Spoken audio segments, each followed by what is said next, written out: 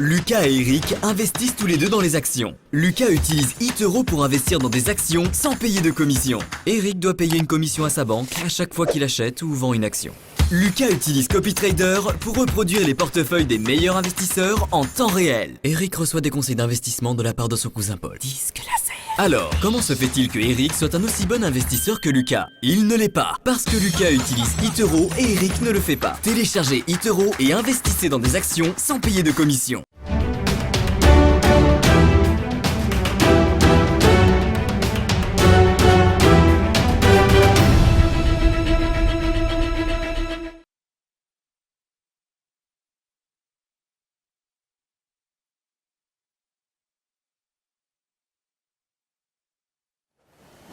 Les market movers aux États-Unis cette fois, et quel constat aujourd'hui pour le Dow Jones, Antoine?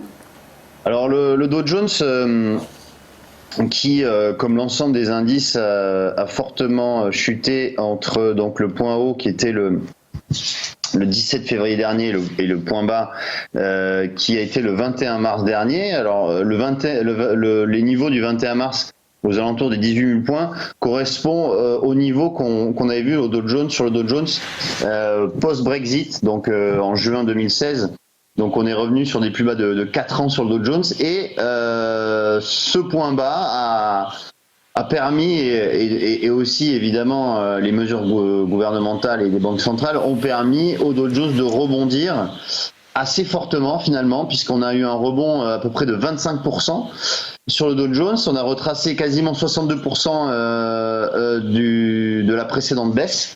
Mais malgré tout, on a donc l'indice des 30 plus grosses valeurs américaines qui maintenant depuis un mois fait du surplace. On évolue au sein de deux bornes bien identifiées que sont 23 000 points et 24 442 points. Et c'était vendredi dernier, on a tenté de dépasser ce niveau de résistance, mais malheureusement, on n'a pas réussi. Et du coup, le Dow Jones, hier, comme sur le CAC 40, il a baissé dû au fait des inquiétudes d'une seconde vague de coronavirus. Et donc, potentiellement, on pourrait avoir une poursuite du repli à court terme sur cet indice américain.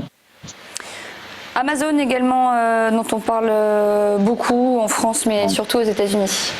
Oui, Amazon qui, c'est vrai, au vu de ses performances boursières, vraiment fait la une souvent de l'actualité, puisque, comme vous le voyez à l'écran, on a un titre Amazon qui a explosé, j'ai envie de dire, ses anciens sommets historiques, puisque on avait avant la chute des marchés un titre qui valait $2180 et on a fait $2460 au plus haut, donc on a dépassé les anciens sommets historiques de manière significative, et on a un titre qui a repris 40% depuis ses points bas. Alors comment expliquer cette performance incroyable en bourse? Par deux facteurs.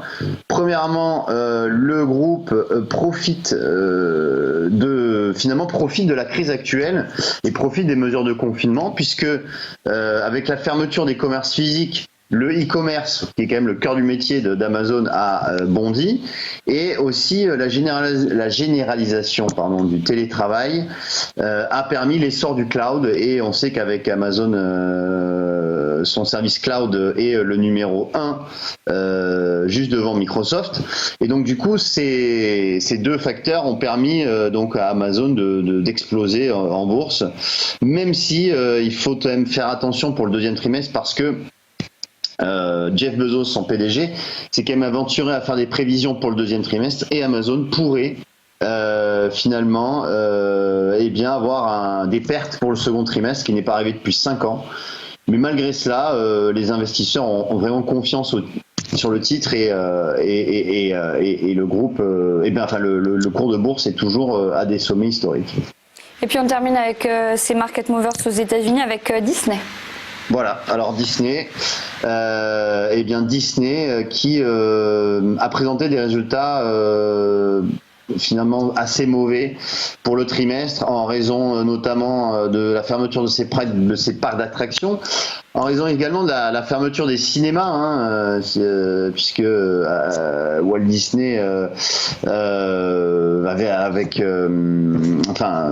Walt Disney,